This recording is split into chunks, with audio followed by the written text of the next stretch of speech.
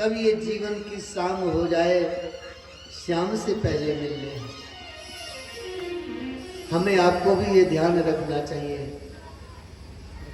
हमारा जीवन मृत्यु के किनारे पहुंच जाए उससे पहले हम अपने श्याम सुंदर, अपने प्यारे प्रियतम से मिले, ऐसा भाव होना। जैसे कि व्याकुल प्यासा व्यक्ति पानी के लिए तड़पते हुए, दौड़ते हुए और किसी जलाशय की ओर भागता है, दौड़ता है कि मुझे जल पीने को मिल जाए, ऐसी हमारे हृदय में श्याम मिलन की पिपासा होनी चाहिए। संसार में कुछ नहीं है, इस संसार में केवल दुख है।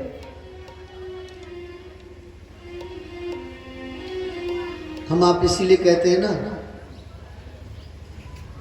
ये संसार भवसागर, इसको भवसागर कहते हैं।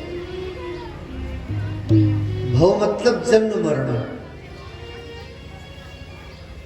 जो जन्म मरण के चक्र में डाले रखे वो भवसागर है, संसार सागर है। अच्छा, कभी कभी मन में चिंतन किया करिए, जैसे ये सागर होता है ना, समुद्र है ना, उसको सागर कहा गया है, तो इसको भी भवसागर कहा गया है। ऐसा क्यों कहा गया है? उस सागर में, इस सागर में क्या समानता है? कभी चिंतन करिए, हम आप थोड़ा सा विचार करते हैं। उस सागर में जल भरा हुआ है, असीम जल राशि है। ऐसे संसार में भी दिखाई देता है सुख कि असीम है। उस सागर के एक बूंद जल को आप पी नहीं सकते हैं। देखने में सुंदर लगता है कि बहुत जल है, लेकिन वो जल किसी के काम का नहीं है, किसी को सुख नहीं दे पाएगा। ऐसे इस संसार में सुख रूपी जल दिखता है, लेकिन कोई भी उस सुख रूपी जल को पीने की इच्छा करता है तो उसका स्वाद और बिगड़ जाता है। बाद में कहता है, अरे महाराज बेकार। जिसकी शादी नहीं हुई उससे पूछो, वो कहेगा नहीं हमको शादी करना है। जिसकी शादी हो गई उससे पूछो, वो कहेगा महाराज बड़ी आफत आ गई।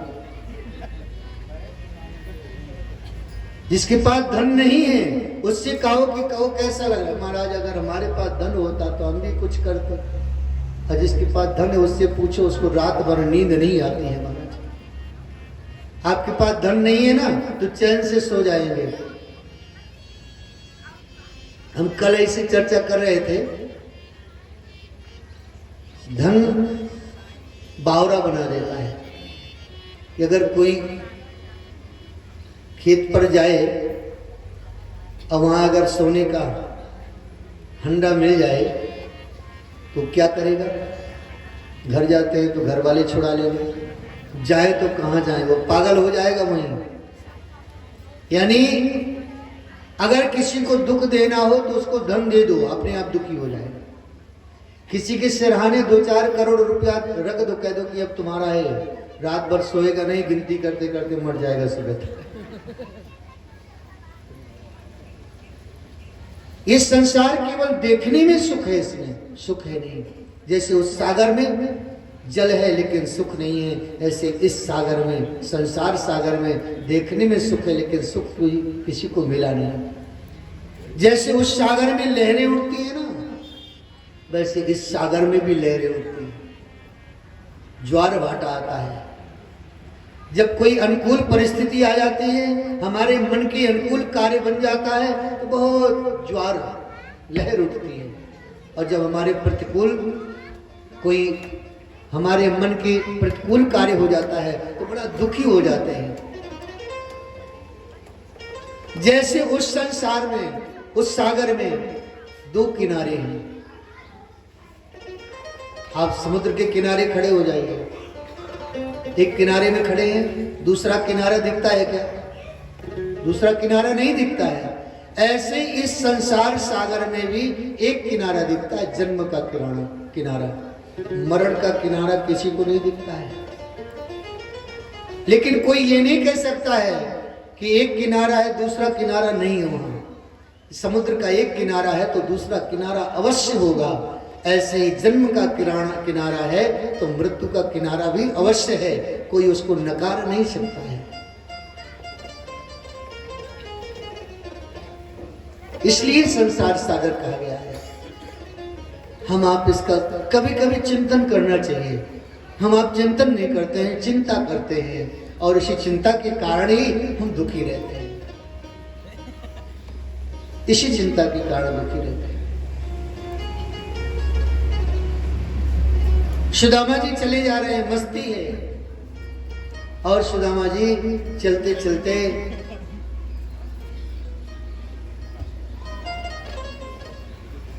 थक गए, सोचने लगे क्या करें। पता नहीं कितना दूर है द्वारिका यहाँ से। एक वृक्ष के नीचे सुदामा जी बैठ गए, और जब सुदामा जी वृक्ष के नीचे बैठ गए तो सोचने लगे कि कोई पथिक मिल जाए, उससे पूछा जाए कि द्वारिका कितना दूर है। थोड़ी देर में एक राहगीर आया और सुदामा जी ने उससे पूछा, भैया एक बात बताओ, मुझे द्वारिका जाना है, कितना दूर पड़ेगी द्वारिका। उस राहगीर ने सुदामा जी के पहले शरीर को देखा और सुदामा जी से कहा कि मैं क्या बताऊं, आपको कितना समय लगेगा। महाराज, आपके शरीर की, आपकी ताकत को देख करके मुझे लगता है कि आपको 6 महीने द्वारका पहुंचने में लग जाएंगे। सुदामा जी सोचने लगे, हे कृष्ण, 6 महीने तो मेरी अस्थियां भी तेरी द्वारका नहीं पहुंच पाएंगी, मैं कैसे पहुंच सकता हूं। पता नहीं कितने दिन से तो मैंने भोजन नहीं किया, बिना भोजन के जल पी करके चल रहा हूं। सुदामा जी वृक्ष के नीचे बैठ गए और बोले, कन्हैया अब तो मैं तेरी द्वारका नहीं आ सकता, अब तेरी गरज हो तो आके ले जा। भक्त के प्रति भगवान बड़े सहज होते हैं। भक्त हट कर लेना, जैसे बाल हट होता है ना, बालक हट कर लेता है तो पिता को फिर वैसे ही करना पड़ता है। एक सज्जन थे, उसका छोटा सा बालक था, वो बालक को लेके टहला रहे थे। एक जगह सुअर कहीं घूमते हुए मिल गया, तो उस बालक ने पूछा, पिताजी ये क्या है? बोले, बेटा ये सुअर है। अब वो सुअर जाकर के और कहीं कीचड़ में लूटने लगा। बोले, पिताजी ये क्या कर रहा है? बोले, इसको गर्मी लगी है, ये अपने शरीर को ठंडा कर रहा है। बालक हट कर गया, बोले, पिताजी आप भी लोटिए इसमें। अरे बोले, बेटा हमको नहीं लोटना चाहिए इस कीचड़ में। नहीं नहीं, वो रोने लगा, बोले आप लोटिए इसमें। तो बाल हट इतना कठिन होता है कि उसको करना ही पड़ेगा। वहां ऐसे भक्त का हट भगवान को करा लेता है। महाराज सुदामा जी हट करके बैठ गए कि बस श्याम सुंदर, अब मेरी हिम्मत नहीं कि मैं तेरे पास तक आ सकूं, अब तेरी गरज हो तो आ जा। भगवान कहते हैं कि जो तू आवे एक पग, मैं आऊं पग 60। जो तू कर्रो काट सो, मैं लोहे को गांठ। भगवान कहते हैं अगर तू एक पग मेरी तरफ आता है तो 60 पग मैं दौड़ करके तुझे गोद में लेने का सामर्थ्य रखता हूं। और अगर तू लकड़ी के समान कठोर हो गया है तो मैं बिल्कुल लोहे के समान, वज्र के समान हो जाता हूं। श्याम सुंदर से रहा नहीं गया। सुदामा जी तो बेचारे थके भी थे और अपना पगड़ी उतारी, उड़ करके वहीं सो गए वृक्ष के नीचे। श्याम सुंदर ने गरुड़ जी को बुलाया और गरुड़ जी से कहा, जाओ गरुड़, मेरा परम प्यारा बचपन का सखा सुदामा आज मेरे पास आ रहा है, जाओ।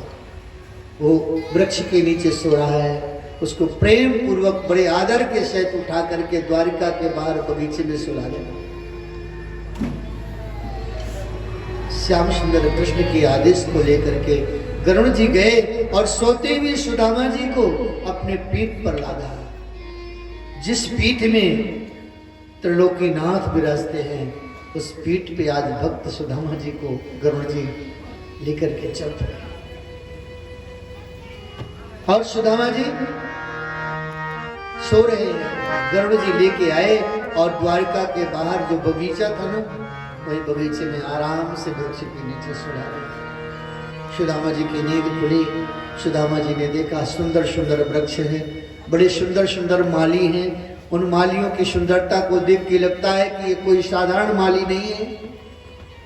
सुदामा जी उठे और उन मालियों से पूछने लगे, भैया ये बागीचा किसका है? मालियों ने कहा, महाराज ये द्वारकाधीश की बगीची है। तो क्या द्वारिका यहाँ से पास में ही है? हाँ महाराज, ये जो द्वार है ना दिखता है, ये द्वारिका की प्रथम ड्योढ़ी है, प्रथम द्वार है। सुदामा जी बहुत प्रसन्न भये और सोचने लगे सुदामा जी कि लोग बाग झूठ खूब बोलते हैं। उस पथिक से हमने पूछा तो वो कह रहा था 6 महीने में पहुंच पाएंगे, और हम तो सोए पहुंच गए। सुदामा जी कह रहे हैं द्वारका पहुंच गए। कोई बात नहीं, ठाकुर जी की लीला है, पता नहीं कब क्या कर दें। सुदामा जी ने वहीं अपना बावरी में स्नान इत्यादि किया, नित्य नैमित्तिक कर्म किए और द्वारिका में प्रवेश करना चाहते हैं। जैसे द्वारिका में प्रवेश करना चाहते हैं, सुदामा जी द्वारपालों ने रोक दिया। बाबा कहाँ जा रहे हैं? सुदामा जी ने कहा, भैया ये द्वारिका है ना? हाँ हाँ महाराज ये द्वारिका ही है। भैया यह द्वारिका को राजा है मेरा बचपन का सखा, कृष्ण नाम है। द्वारपालों ने कहा, महाराज आप क्या कह रहे हैं, ऐसे नाम लेते हैं क्या? सुदामा जी ने कहा, भैया तो कैसे